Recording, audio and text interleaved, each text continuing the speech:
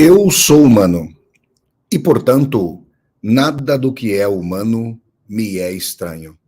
Assim falava o poeta e dramaturgo romano Terêncio, e assim falo eu, Flávio Ricardo Vassoler, escritor, professor, youtuber, nômade, fiel como os pássaros migratórios, fundador da Universidade Virtual do Vassoler e apresentador do programa Filosofia do Cotidiano na TV 247.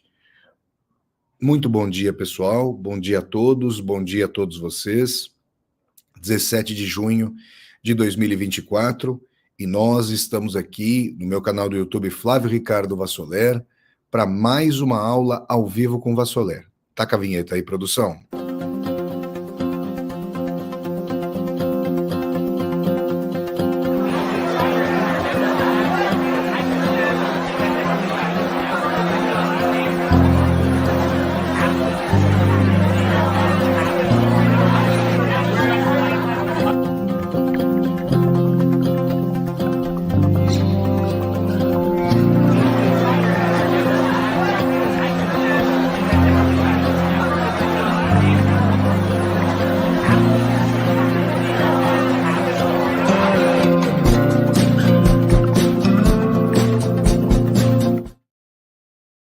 Pessoal, vocês estão notando pelo meu tom mais circunspecto de hoje que o assunto é duro, que o assunto é sério, e eu quero debater com vocês, quero conversar com vocês sobre essa questão do projeto de lei 1904, 904, o chamado PL do aborto, né? E eu quero saber se os fundamentalistas religiosos, que eu estou chamando aqui de evangelistão, que estão fazendo a propositura desse projeto de lei, vocês de fato querem defender a vida. É um tema muito sério, com muitas ramificações e implicações, e eu quero fazer essa conversa com vocês aqui de maneira múltipla, inclusive me colocando em relação a essa questão do aborto e trazendo investigações que desdobram aspectos políticos, éticos, históricos, em relação aos posicionamentos desses grupos religiosos mais extremados, que certamente não são estanques.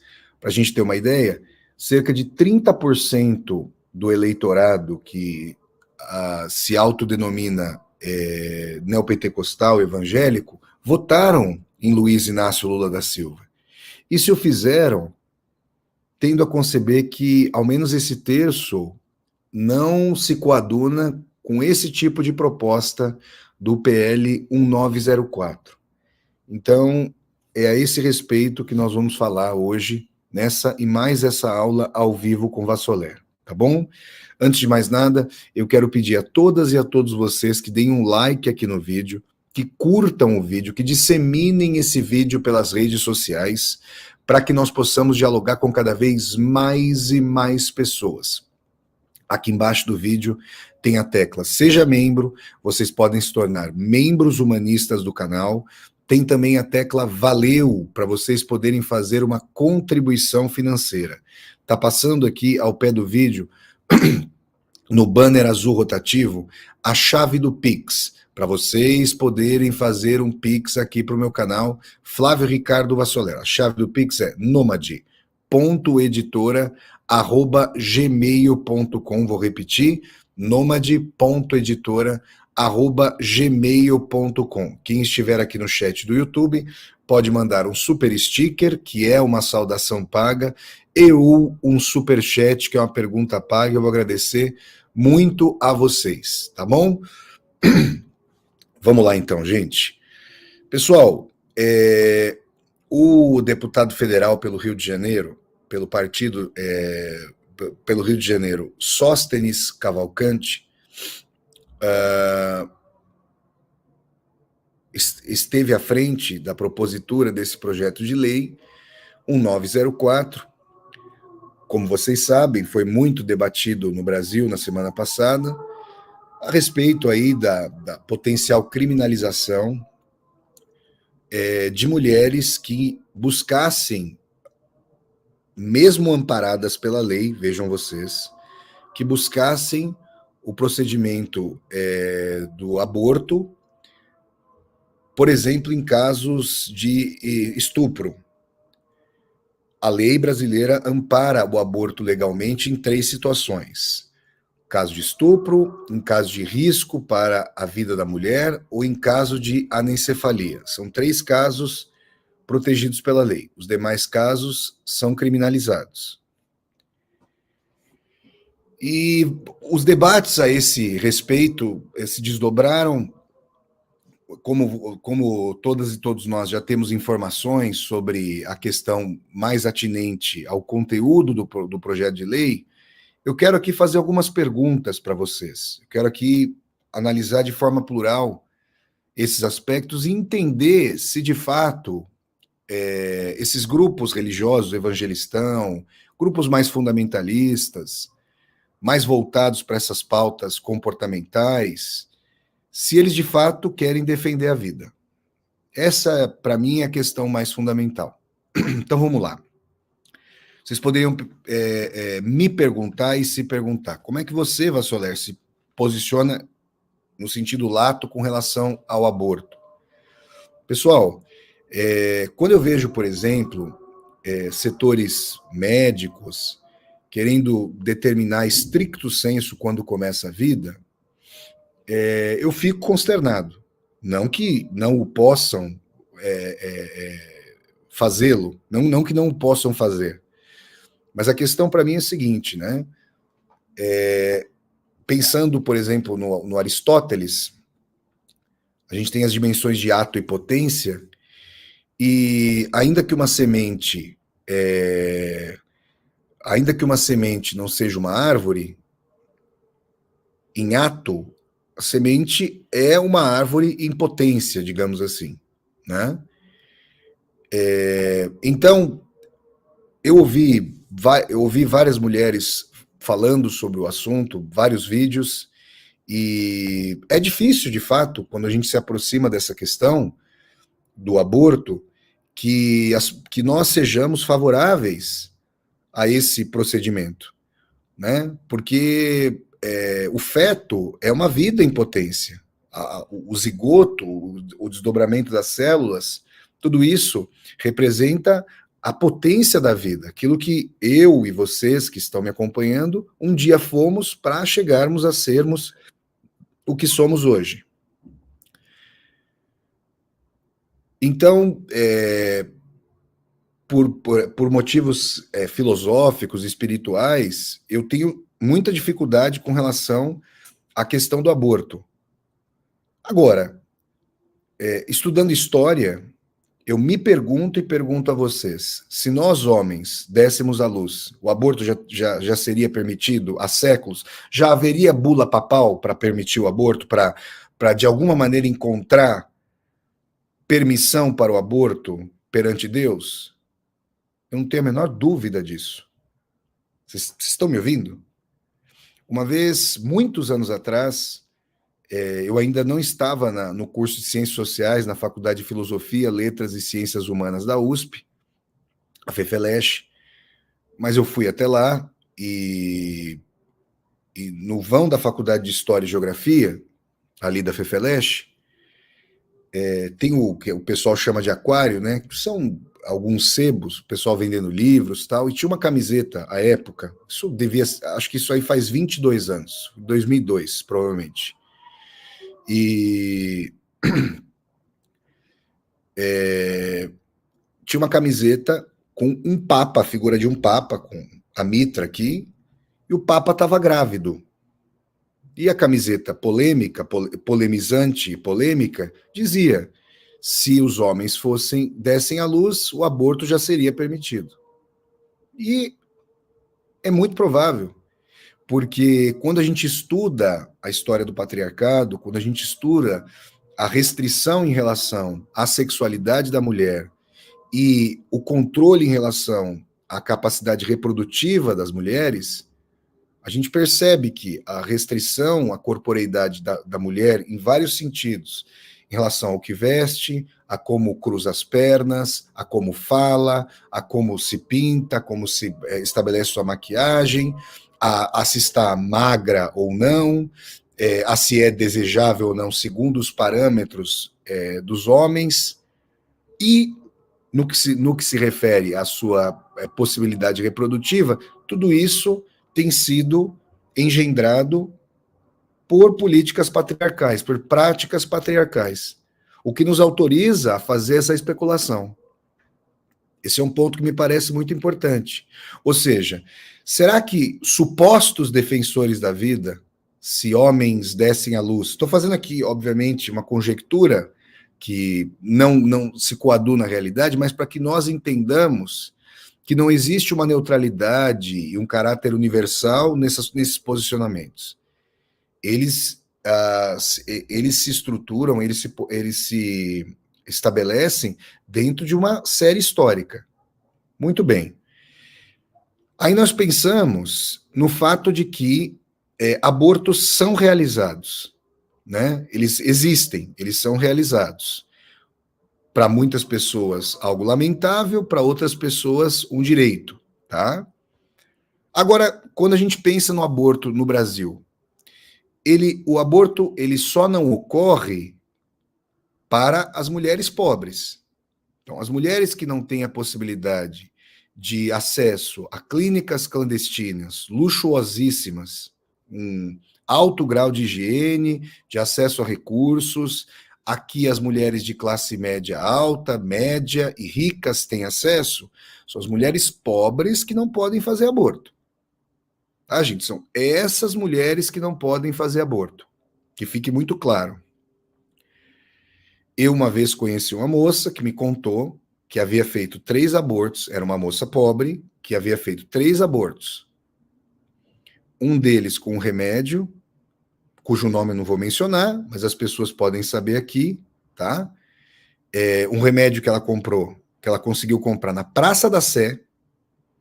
Imaginem. Outro com agulha de crochê e outro com um pedaço de mangueira de radiador. Vocês estão ouvindo isso? Essa moça ficou estéril depois desses procedimentos, porque ela não teve nenhum tipo de resguardo garantido. E aí é claro que as pessoas aqui que são contrárias ao aborto, e eu já disse que eu não sou favorável ao aborto, agora vamos entender, eu não incorreria em com a minha companheira. Agora, a questão é saber, essa é uma questão que é maior do que a discussão do PL 1904. Eu sou favorável que haja possibilidade do aborto. Vocês estão percebendo? Que haja uma política de Estado que proteja as mulheres, que dê a possibilidade de mulheres fazerem o aborto. Isso não significa que eu seja favorável ao aborto. É isso que eu estou trazendo aqui para vocês. Só que é importante dizer o seguinte, são as mulheres mais pobres, que além de serem pobres, já são penalizadas por serem pobres, já sofrem um crime social por serem pobres, né? E têm a possibilidade de ficarem estéreis, de morrerem, de danificarem o sistema reprodutor, tá? E aí a gente pensa o seguinte, agora vamos lá. O Brasil é um país com nível de cognição e acesso à educação pública de qualidade baixíssimos. Esses congressistas reacionários, fundamentalistas, ativam os valores mais retrógrados e conservadores da população brasileira e das camadas populares, inclusive, com proposituras que não são por debates, porque, inclusive, esse PL 1904, esse projeto do aborto, como ficou conhecido, a propositura é que ele burle as sessões de debate na Câmara, no Congresso, e que vá à votação com celeridade. É um horror. E por quê? Porque eles sabiam que isso seria extremamente polêmico. Como foi? E agora, alguns congressistas que estão vendo o desgaste em face desse PL 1904 vão recuando, não por questões ideológicas, mas por oportunismo eleitoral, que eu diria eleitoreiro. Ah, se vou ser penalizado e perder votos, eu não vou adiante com esse projeto. Estão ouvindo? Então vamos entender aqui um ponto fundamental, pessoal. Quais são, historicamente, os posicionamentos de grupos ligados à extrema-direita religiosa e fundamentalista em relação à distribuição de renda, em relação às propostas de moradia, em relação ao acesso à educação pública em todos os âmbitos, fundamental 1, 2, médio e universitário, em relação a uma sociedade mais fraterna. Vocês concordam comigo que tais aspectos são aspectos defensores da vida? Defender em abstrato a vida, se posicionando contrariamente às políticas públicas de proteção social, de estado de bem-estar social, para que as pessoas possam viver, é instrumentalizar a defesa da vida em prol, de outro lado, da fome, do desemprego, de uma sociedade iníqua, de clivagens sociais. Vocês percebem, não? Vocês estão percebendo? Se instrumentaliza um tema contra o qual as religiões institucionais sempre se colocaram e, com o seu poder histórico, mobilizam os afetos mais conservadores e acríticos da população, sobretudo de camadas populares pouco educadas, mas não fazem a discussão de todos os aspectos atinentes à defesa da vida. Porque políticas neoliberais são criminosas e assassinas. Elas implicam inanição, elas implicam desemprego, elas implicam falta de proteção social. E aí? Quando a gente percebe correlações entre parlamentares dos grupos fundamentalistas religiosos e neoliberalismo, onde está a defesa à vida? Mas, no Brasil, como em outros países, essas pautas da defesa abstrata da vida, elas são muitas vezes cortinas de fumaça para mobilizar os afetos mais reacionários e impedir as discussões que prolongam a vida, que são as discussões de defesa do trabalho, das políticas sociais, de habitação, saúde, educação. Percebem, não? Agora vamos entrar aqui no mérito, como houve muitas discussões nesta última semana por intelectuais mulheres a respeito de quais são as mulheres que sofrem, que muitas vezes são estupradas, e que com esse PL 1904, PL do aborto, vão ser duplamente criminalizadas. Isso não pode passar. Além de sofrerem o crime odiento do estupro, podem pegar de 6 a 20 anos de cadeia por buscarem o amparo legal para a prática do aborto por decorrência de um estupro.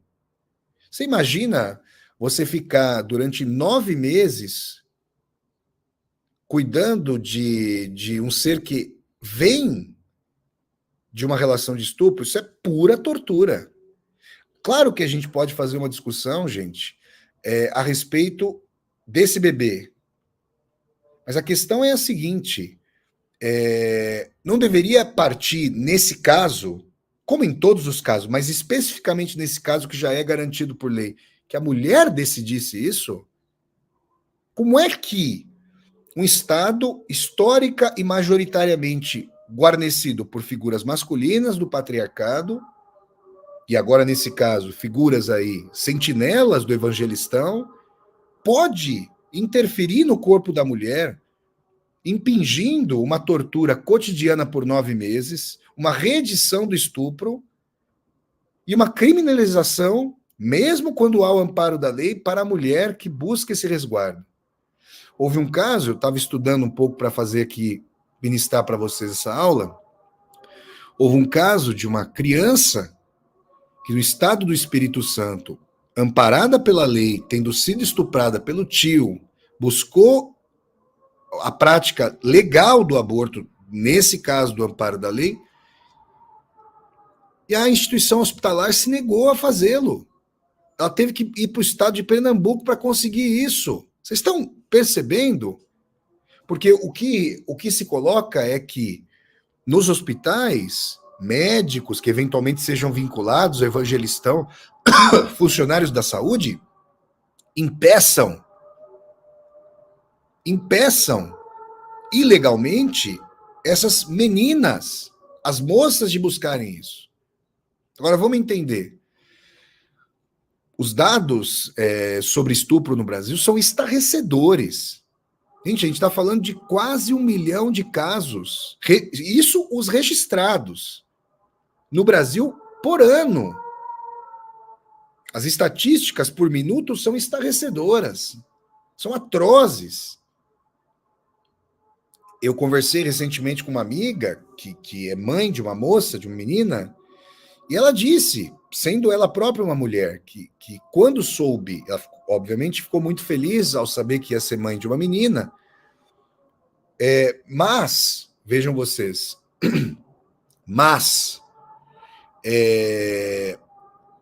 chorou também por saber o que uma mulher enfrenta nesse mundo.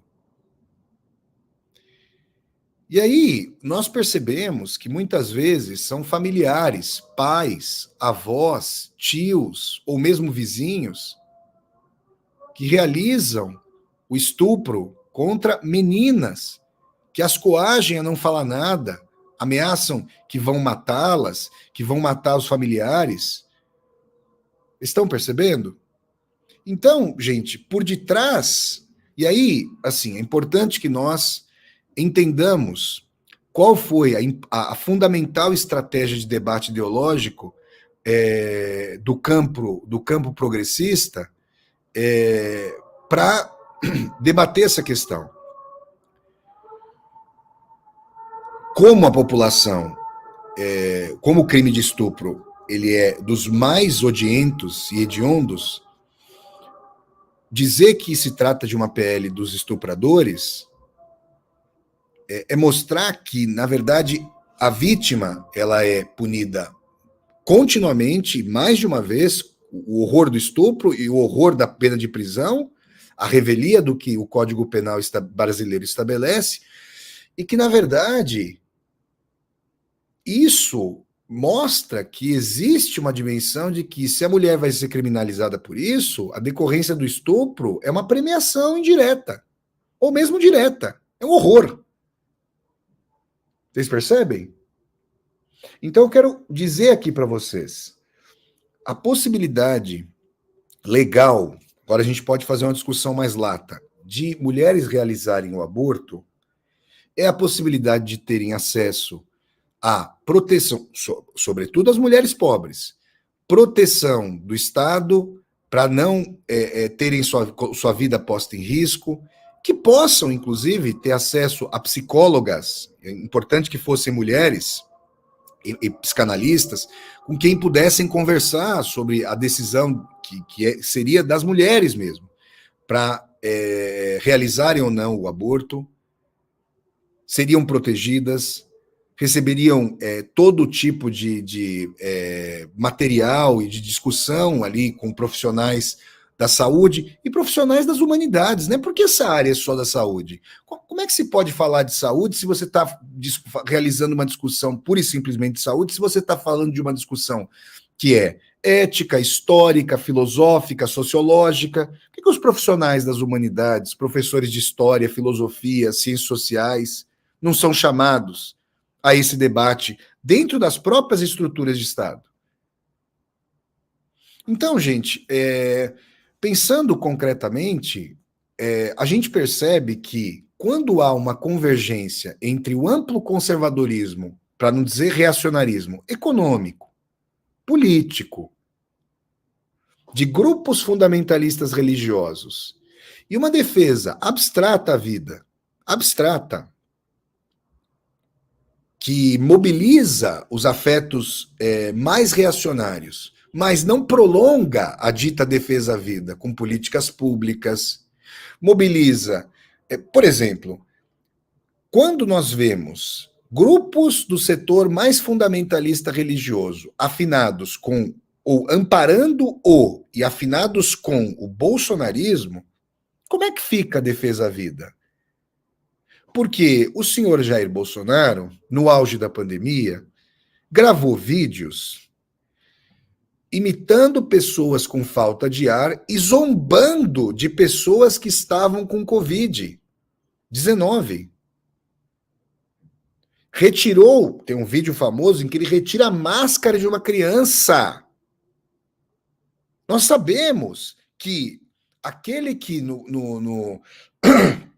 na sessão que golpeou parlamentarmente a ex-presidenta Dilma Rousseff, o senhor Jair Bolsonaro fez uma defesa de um notório torturador da ditadura militar. Ou seja, é uma figura que não é afinada à pulsão de morte. É ela própria, essa figura, a encarnação da pulsão de morte. Como é que se pode entender a aliança desses setores com a mais radical contraposição à vida?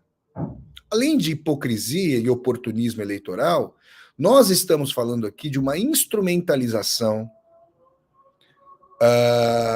do corpo da mulher, das mulheres, do reacionarismo, para manter instituições patriarcais e colonizadoras da mente e do corpo, docilizadoras, imbecilizadoras dessas populações, sobretudo as camadas populares mais pobres, sobretudo as mulheres mais pobres. Porque as mulheres ricas e de classe média podem decidir o que vão fazer. Isso é muito claro. Percebe, gente? Para uma mulher mais pobre, não resta alternativa senão buscar um hospital público. E se esses hospitais vão também como forças armadas, como polícias militares, como escolas cívico-militares, como escolas privatizadas, se vão sendo ocupados tais espaços pelo dito evangelistão, nós temos aí a preparação de uma sociedade teocrático-totalitária, no estilo do Irã, com ayatolás cristãos sem Jesus Cristo, né? Então aqui a gente tem uma questão fundamental para a gente pensar. Vocês percebem, gente? A essa altura do campeonato, com 42 anos, e vendo, né, vendo aí as contradições lancinantes entre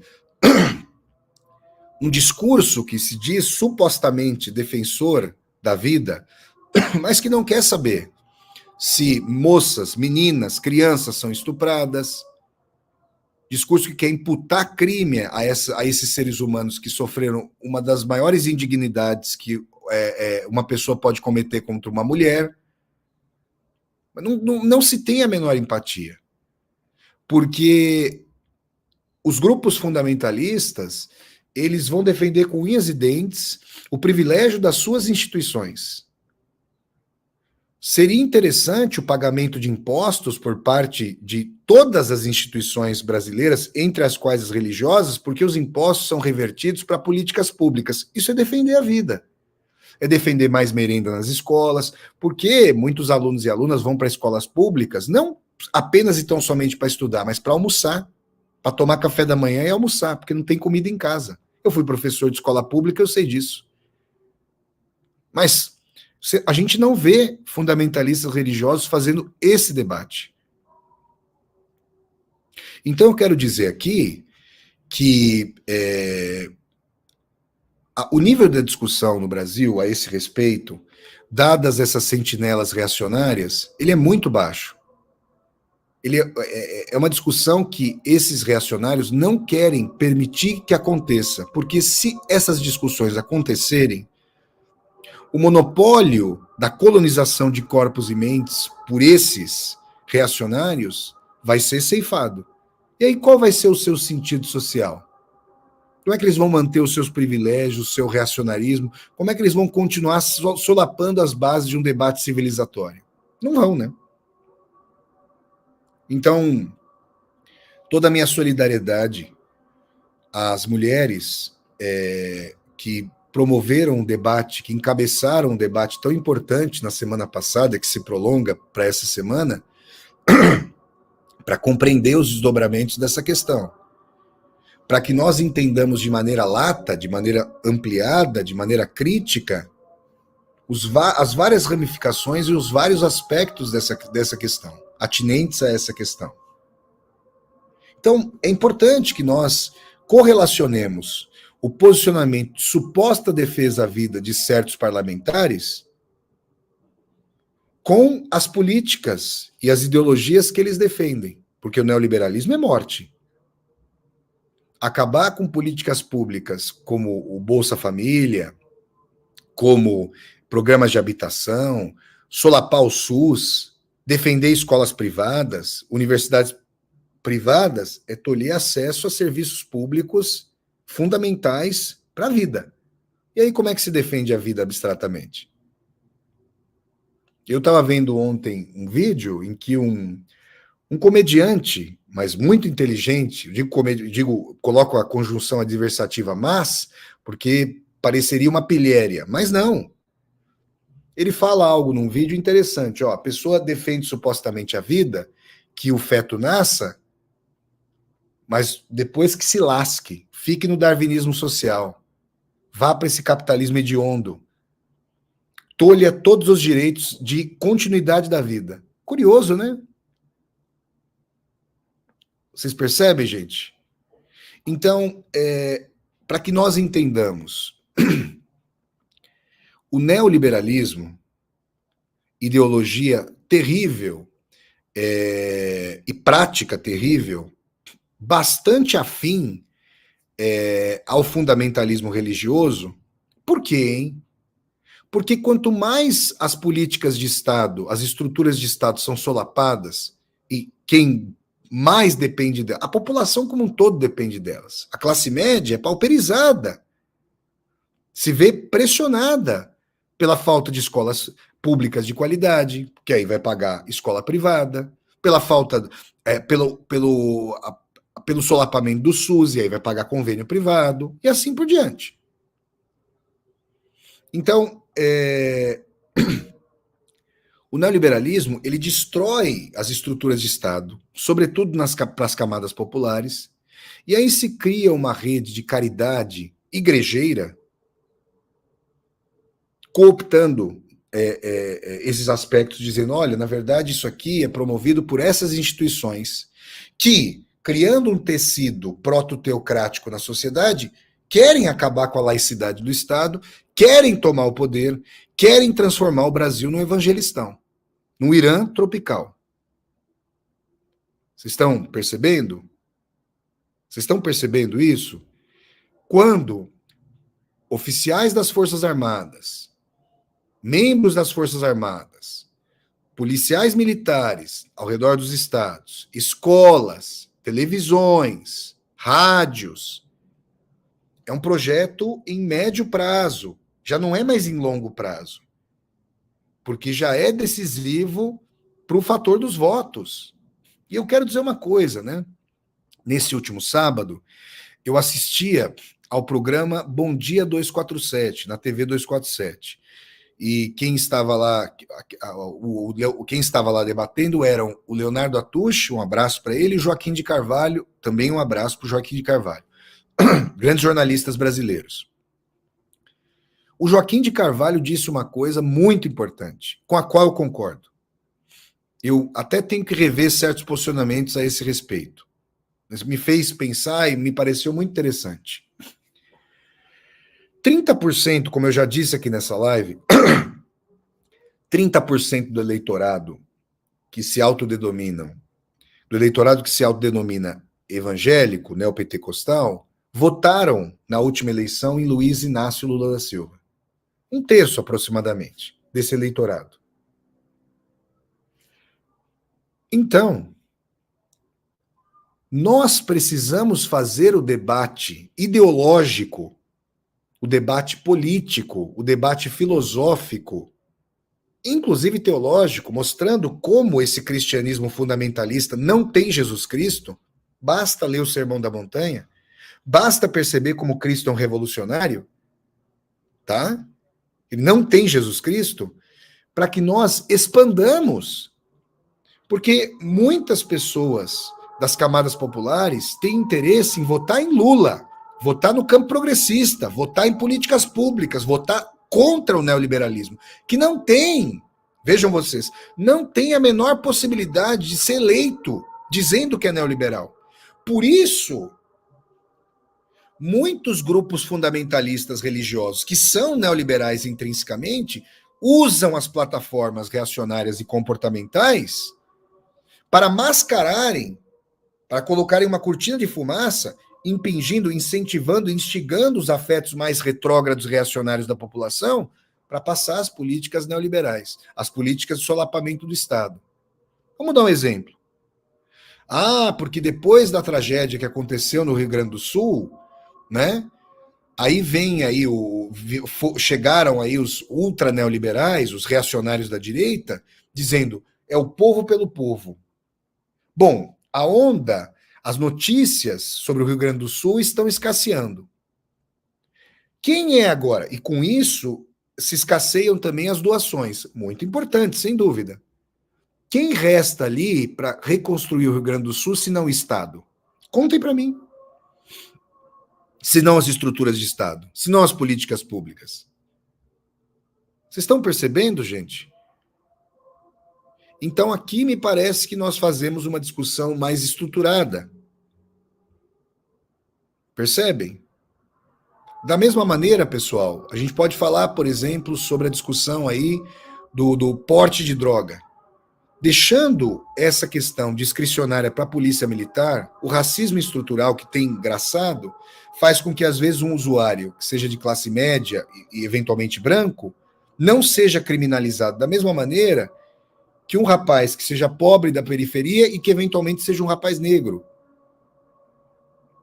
É preciso que nós façamos esse debate, porque existe toda uma cortina de fumaça. Pessoas que estão portando pequenas quantidades, por que é que precisam ser criminalizadas? Por que é que devem ser criminalizadas? São essas pessoas, em enorme medida, que lotam os presídios brasileiros, das camadas populares. E os movimentos negros no Brasil denunciam o racismo estrutural e a prisão e o morticínio contra a população negra no Brasil. Então aqui nós temos um ponto fundamental. Esses debates são mal estruturados, mal articulados, com as cortinas de fumaça e obscurantismo e misticismo da extremíssima direita no Brasil. Compreenderam, gente? Então, é possível não ter simpatias pelo aborto, não tenho nenhuma. Tá? Acho uma questão muito complicada. Mas é necessário entender que essa vida é defendida historicamente numa estrutura patriarcal que muito provavelmente seria leniente se os homens dessemos à luz. Por que é que o corpo das mulheres é controlado e o dos homens não? Essa questão, ela precisa ser feita. Os homens que estamos nesta aula, eu ministrando aula e vocês que estiverem assistindo a essa aula, ao vivo ou de forma gravada, o pai e a mãe de vocês, alguma vez, censurou a gente por sentar de perna aberta? Alguma vez, não? Sendo homem? Nunca. E a irmã de vocês? Quantas vezes vocês ouviram? Olha, tem que agir com decoro de uma mocinha. Para as moças, todas as horas, todos os momentos, gente. Tá? E aqui, gente, eu trago para vocês essa discussão porque nós temos aqui uma questão fundamental de tolimento à possibilidade de as mulheres existirem de maneira autônoma. O controle sobre o direito reprodutivo, tendo como base a escolha da própria mulher, é fundamental para que, de fato, possa haver a decisão. Numa situação de livre consentimento, ou seja, uma situação em que não há qualquer crime, duas pessoas estão ali, tiveram uma relação sexual, consentida, sem nenhum crime, tem informação sobre métodos contraceptivos e depois incorre em aborto, essa é uma situação radicalmente distinta da situação de que trata o PL, Projeto de Lei 1904. Essa primeira situação agora colocada por mim pode ser muito bem discutida. Ainda assim, eu sou favorável que as mulheres possam decidir, mas essa é uma situação de discussão muito diferente da situação que envolve estupro, crime hediondo, odiento, tentando criminalizar duplamente o estupro, o horror contra a mulher, contra meninas muitas vezes, e depois a sua prisão se procurar, no resguardo do que a lei já determina, o aborto legal. Percebem, não? Então tá aí, gente. Essa é uma discussão, eu esperei alguns dias para me informar, para estudar mais aqui as questões para vocês, ouvi muitas mulheres, me informei sobre dados e olha aqui, ó. A Enedina coloca aqui para nós, né? A Enedina Troiani Sanches. Muito obrigado por sua colocação, Enedina.